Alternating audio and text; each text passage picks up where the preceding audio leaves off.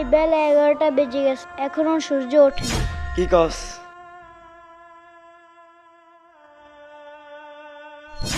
আসলেই তো সকাল হয় না।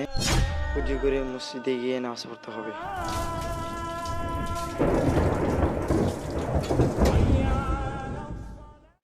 আল্লাহ আকবার। হায় আল্লাহ, আমার তো কিছুই মনে পড়তেছে না। কি করব? কোরআন পড়তে হবে। হায় হায়, কোরআনের পাতা তো সাদা। আল্লাহ তো বলছে কিয়ামতের দিন দুনিয়া থেকে কোরআন উঠিয়ে নেওয়া হবে। কিয়ামতের আগে কোরআন উঠিয়ে নেওয়া হবে।